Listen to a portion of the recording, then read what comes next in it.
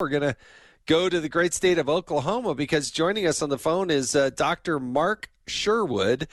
He's a candidate for governor there in Oklahoma. Doctor, thanks for joining us on Fox Across America. Jason, thanks for having me. Honored to be with you this afternoon. So, I don't know much about your background, but what kind of doctor are you? I am actually a naturopathic doctor. Oh, interesting. So you go through that, you do the training, you got to practice, and then you decide, hey, you know what? I think I'm going to run for governor. Why are you running for governor? Great question. My wife and I are heavily trained in healing the human being by looking at things that are dysfunctional around and trying to create function again. And as I began to look at our skill set, our life experiences, it was exactly what we needed. We don't need politicians. We need people to come in there and solve problems and create function again and look for areas that are completely dysfunctional and bring correction. So it was a natural transition to go from healing people to go from healing economies, healing states, and healing cities. Yeah, I think it was Will Rogers who said the opposite of progress is Congress. And I think what I worry about are people that get in there and they stay too long. They're there in perpetuity and, trying to set world records for how long that they can be in office as if nobody else could do that job other than themselves. So, I was able to serve in Congress for 8.5 years and then I left. And people are surprised, like, hey, why would you leave? You're the chairman of the Oversight Committee. It's like, because I love my family more. I like that job, but I love my family. So don't try to conflate the two. I didn't get Potomac fever and say, hey, I got to be here forever. Now, maybe I run again at some point, but get in, serve, and then get out. Have you ever run for anything else?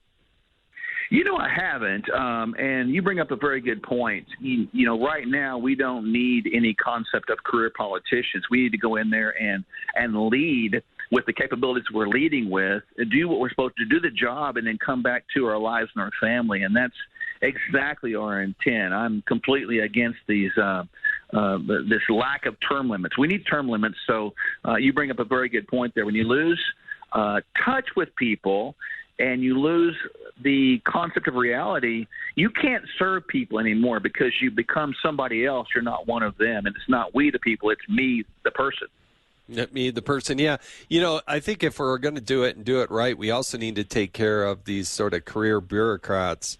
Look, I'm not talking about the line item person who's maybe delivering your mail or doing something like that. But you get this bureaucratic upper echelon that gets locked into government and they lose perspective. There's this book, Good to Great, which I loved, which says, get the best people you can on the bus. But there's also another book that I really was influential to me when I was coming out of college, which was It's Not the Big That Eat the Small, It's the Fast That Eat the Slow.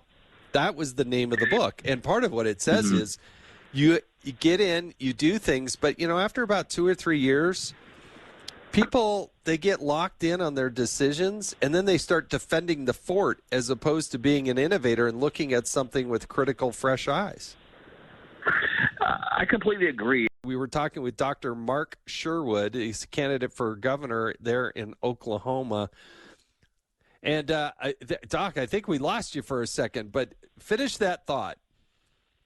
Yeah, when you get into office, as I was saying, I'm reading a book called Credibility, and I've read the books you're talking about. You have to have both, hindsight, you have to have current sight, but you also have to have foresight. You have to be able to see around the corners. And if you can inject that into the people that are around you, that builds more confidence so you can actually evolve and move to the sign of the times and do it to the adjustment for the betterment of your people, and you don't lose touch like that.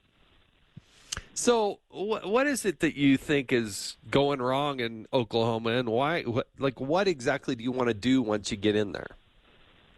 Well, first of all, I think when we look at the concept of state sovereignty, we're seeing it utilized in two different extremes. One, Governor Newsom in California. Two, Governor DeSantis in Florida. And those two extremes give people two extreme choices in the styles and the places in which they want to live and be and become and thrive and become part of that economy.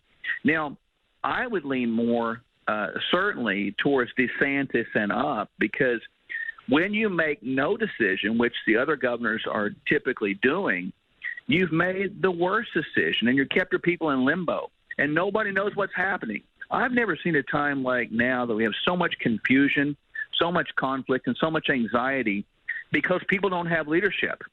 They don't have leadership. We're seeing Florida's economy boom. People move there. We're seeing California's economy. It's going to suffer, and people are getting out of there. And in Oklahoma, we have a fence-riding establishment that does nothing. We say we're pro-life, but we have abortions.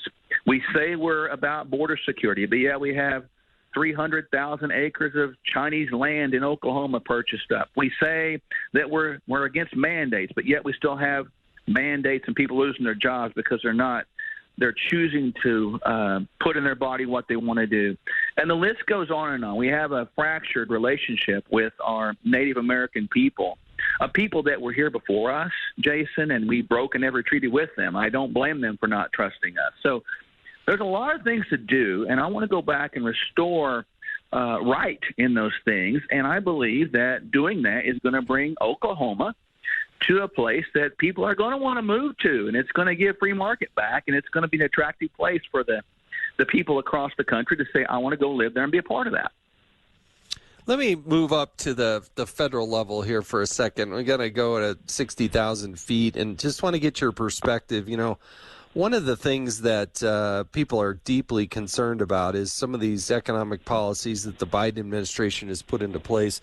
The record spending, nearly $7 trillion in spending this year alone, that the Democrats have put into place by the federal government, which many of us believe has led to this inflationary situation where just goods and services cost more than they did before. Are you experiencing that in your neck of the woods there in Oklahoma, and what is inflation doing to a place like Oklahoma? Well, certainly Oklahoma being an oil and gas state, you know, it's notoriously known for that. But the idea of, you know, oil and gas prices coming up and prices of the pump increasing, as you correctly mentioned, hyperinflation is right upon us. We have literally sold out to, China and other countries like that, and all we do is print money that's no good anymore. The idea where we are right now from an economic standpoint is it is on the edge of utter catastrophe. And, Jason, I think you know that from being there. We can't continue to do what we're doing. It's completely not sustainable, and people are feeling the pain in my state as well as around the country. And these policies, they are doomed to fail. And depending on who you talk to, that may be a design. I don't know. Can't go inside of a man's heart or a woman's heart. But ideally, I see Oklahoma as a place where free market can come back. I want to thank Dr. Mark Sherwood. He's a candidate for governor there in the great state of Oklahoma, and want to thank him for joining us